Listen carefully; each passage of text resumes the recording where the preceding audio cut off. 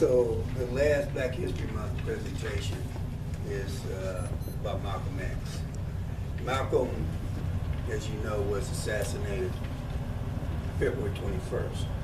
And what I want to talk about is the impact that, I want to talk about Malcolm's own evolution, how he grew over his years of political activism and change, and how that change leads to Malcolm transforming Black nationalism. Let me start by trying to point out the significance of Malcolm X. You know, Manny Marable published a book that came out on April 4th, 2011. And by April 24th, 20 days, it was number 3 on the New York Times bestseller list.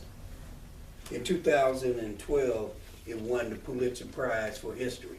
Now, you know, we can make clear arguments that it shouldn't have won anything, but that's another talk, right? It's another discussion. By July, there were 150 reviews. There were 2 edited volumes put together and 2 journal issues immediately, right, by the Black Scholar in Pan-African Studies, in the Journal of Pan-African Studies. There are now probably 6 special journal issues dedicated to Marable's Malcolm X reinvention.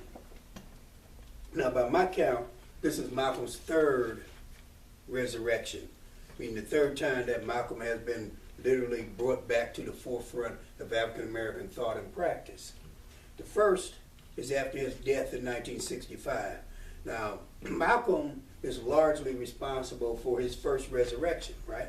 Because his autobiography is published posthumously very shortly after he dies. And that autobiography creates a firestorm of interest in Malcolm. And of course, coming out of that interest, coming out of the autobiography, you get celebrations of Malcolm in the African American community. In fact, you get 2 celebrations of Malcolm in the African American community. People celebrate or commemorate the assassination, and they celebrate his birth, May 25th, right? I would say that Black people had profound respect for Martin Luther King, but they loved Malcolm. And I base that on the fact that the generation that's born after the death of Malcolm and Martin, there are a lot of kids named Malcolm, a lot of kids named Malik. I don't know any that were named Martin in honor of Martin Luther King. And that's not to say that, you know, we don't have deep and profound feelings for Martin Luther King, but those people who were into Malcolm X were more fervent, right? More committed. Now, there's a second resurrection of Malcolm. And this second resurrection is very, very interesting because it's in the late 1980s and the early 1990s. Now, that second resurrection of Malcolm is tied to the hip-hop generation. And I'll say a little bit more in a moment, but I just want us to note that's very important. And then, of course, there's this present, right? The present resurrection that comes with Manny Marable's book that brings Malcolm back to center stage, right? Now, the question we have to ask is, what accounts for Malcolm X's recurrent resurrection? Why are we constantly bringing this brother back, right? What accounts for his resurrection at this historical moment? You know, why do we bring Malcolm X back? The question is, what has Malcolm meant as an icon? Right? Now, for those of us who are interested in studying Marxism, and particularly those of us who are interested in history, I would argue that the best historical account of a social movement, right, is Marx's account of the aftermath of the French Revolution, called the 18th Brumaire of Louis Bonaparte. It is a contemporary analysis of class forces in contestation, and it follows a struggle almost in a day-to-day way, right? And one of the things that Marx begins that analysis, what is he posits that, as he writes, the tradition of all dead generations weighs like a nightmare on the brain of the living. He goes on to say that it is precisely when a people begin to resurrect, to reconstruct their lives, to inaugurate a new chapter in the history, in their history, that they, quote, anxiously conjure up the spirits of the past to their service and borrow from them names, battle cries, and customs, unquote. And it's true that before you can move forward, you have to look back. And you bring with you slogans, names, strategies, ways to analyze a situation. And that part explains Malcolm, why we keep bringing Malcolm back, right? Now, Malcolm's rebirth is largely the product of a new generation of African American youth, a generation that comes to age in the period after the Civil Rights and Black Power movement, the hip-hoppers. Now, the big thing about the hip-hoppers, of course, is their creativity, but their social conditions, right? What they come to experience. They come to maturity during the reign of Reagan. And it has to be very, very clear. If we're talking about what I call the new nadir, the new abyss, the new low, it begins with that series of recessions in late 1979 that go on through, 1982 and the rest of the 80s. Just a series of recessions that are devastating. And I can speak to this in a very real way. Because one of the things I will never forget, right, is that in the midst of the recession of 80 or 81, right, or it might have been started in 80, bled over, there was a list of the top 25 cities with high unemployment. And 10 of them were in the state of Illinois. And they were all of those little industrial towns. So my town, Decatur, was on there. Rockford was on there. Peoria was on. It was all those towns that black people went to take industrial working class jobs that now these jobs are closing, and and you can see it. And what I remember is that in that period, this was this wasn't a housing foreclosure, but because people lost their jobs, people were losing their homes. In Decatur, 5 Fortune 500 companies, I should say, not the headquarters, but the factory components, left the city in this period, right? And you could just see the devastation. All right, so this generation of youth, they're devastated by Reaganomics, and this is where police brutality begins to really assert itself and become clearly the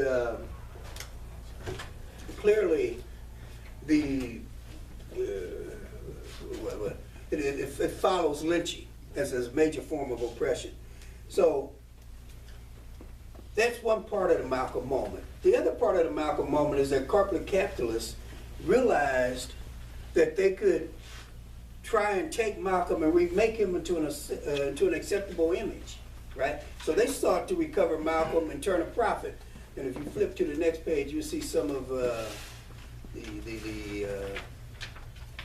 items for sale during the Malcolm moment. What?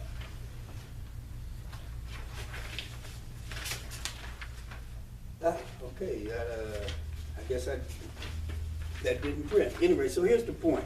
You got the Malcolm X movie, you got hats, you got t-shirts, and the thing is that what a ruling class does, right, is that they take someone who's a hero of the opposition to them, and they try and remake them into a representative of their position.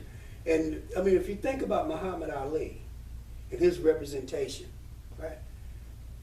Ali was a believer in the old ideology of the Nation of Islam. If you go back and read those Ali speeches, they're really simple, based on a soliloquy, and so on a soliloquism. And so he says things like, black is the opposite of white.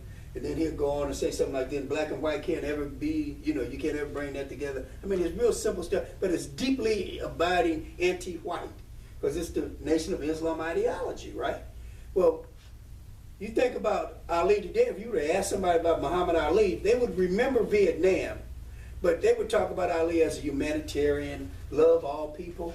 But that's not the Ali of the 60s and the 70s. That's not the Ali that they kept from, that they took the boxing title from, right, for 3 years.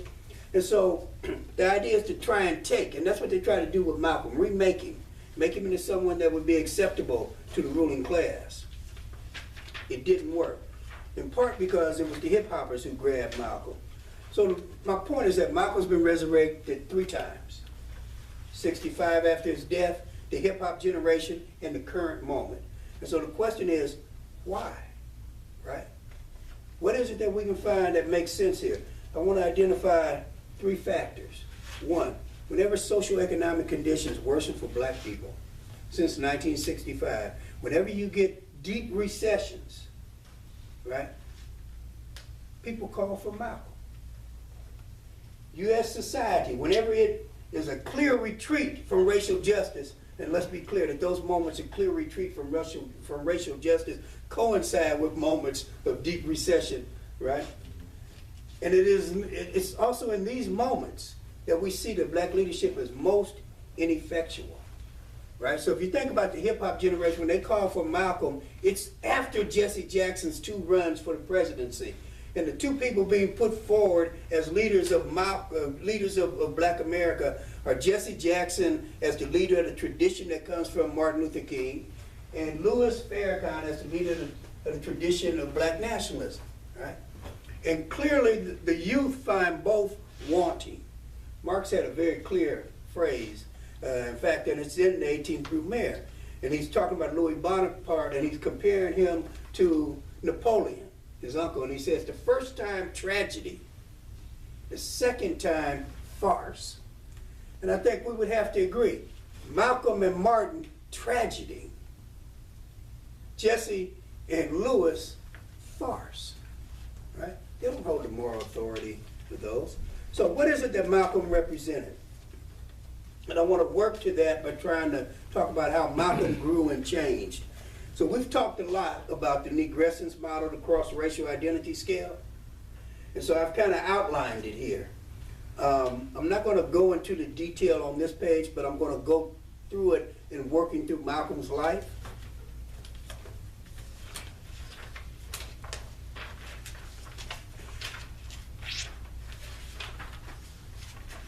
So this notion of a pre-encounter, this is to say the life of a black person before they have several racial encounters in which it's made clear that, well, black lives don't matter, right? So you look at Malcolm, you'll find that unlike a lot of black children, he is in fact socialized in a nationalist philosophy. Both his parents are members of the Universal Negro Improvement Association. They're Garveyites, specifically. But this idyllic part of Malcolm's life, and I'm using that with quotation marks, right, is shattered by encounters with racism. And initially the encounters are family encounters, right? We're not talking about Malcolm's personal encounters, we're talking about family encounters. So it's his father being murdered by an offshoot of the Ku Klux Klan. It's the fact that his mother, under the strain of trying to raise 8 children, and also she's an activist. She is a political activist. That she has a nervous breakdown and is put into a mental asylum, and the children are dispersed into foster care with white families. And it's in that context that Malcolm begins to have a series of encounters. And the first encounter that transforms his life in the wrong way, I should say the first salient encounter, right? Because you can have a series of encounters with where you find yourself in a situation where you are discriminated against. But it's how you process it, right? It's how you come to understand it. The first such encounter that gets through to Malcolm is in 8th grade, when he's the class president. By all measures, people consider him the smartest kid in school. And so one of those days where, you discuss what is it you want to be.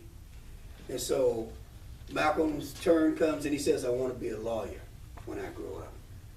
And this teacher, Mr. Osofsky, who really, really admires Malcolm, And he thinks of himself as being beneficial and helpful to Malcolm because he doesn't want Malcolm to have expectations that are unrealistic and that will in fact devastate him, right, if he's unable to fulfill them. So he says to Malcolm, he says, now Malcolm, you do realize that you're a Negro. And so maybe you should think about being a carpenter. That is devastating for Malcolm. And it's so devastating that it leads him to drop out of school, leave Michigan, go to Boston, and in Boston, he gets involved in criminal activity. And it's there, you know, if we're thinking about names, right, because we can trace his life by various names. Malcolm Little is that pre-encountered child. And then this emerging young adult, teenager emerging young adult, was known as Detroit Red. When he's incarcerated, he's known as Satan, right?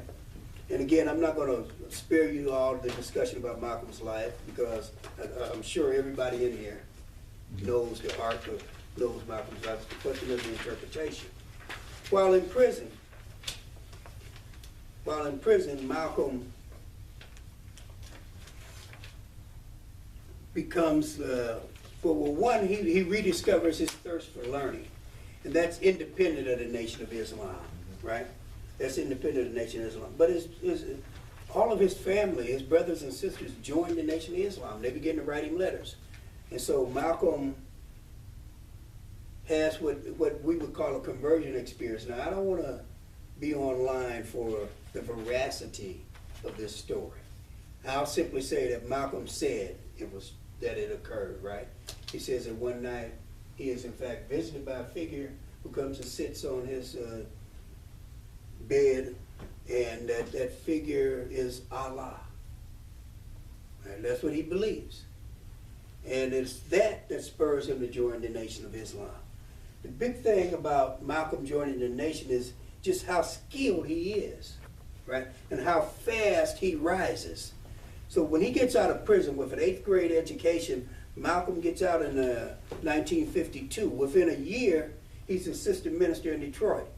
Within another year, he's appointed head of the largest mosque in Harlem, right? It is Malcolm who starts the newspaper Muhammad Speaks. It is Malcolm who hires black Marxists to edit the paper.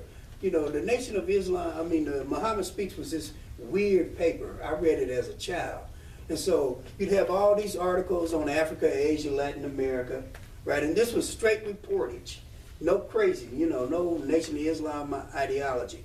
And then you have a big section in the middle written by Elijah Muhammad.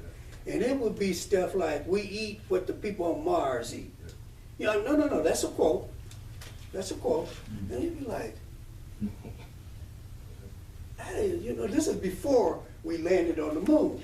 You know what I'm saying? So there was that, right? L. Ron Hubbard. Hubbard took it from him. But the rest of the paper was a series of articles from around the world and across the U.S. that documented accomplishments by black people and identified racial oppression in very concrete ways, right? So the paper was extremely useful. Now, for Malcolm, his entrance into the Nation of Islam is what we, in the cross model, is immersion. And by immersion, we mean, right now, the plunge into the chasm of the past. That's what Fanon called it, the plunge into the chasm of the past. And the argument is that you must know your history and culture before you can do anything else. Now, as Cross talks about this plunge into the chasm of the past, that it is a very delicate moment. Because what it means is that one can go into that and begin to study black history, culture, one can join black organizations. And if you take that too far, you can get fixated in a situation where everything you do is just with black folk, and you can develop an anti-white personality. And what I would argue that in the Nation of Islam, they by and large produced an anti-white personality. And they did that through this millenarian philosophy, right? The Asiatic black man, cream of the earth, we was here first, right? The myth of Yakub,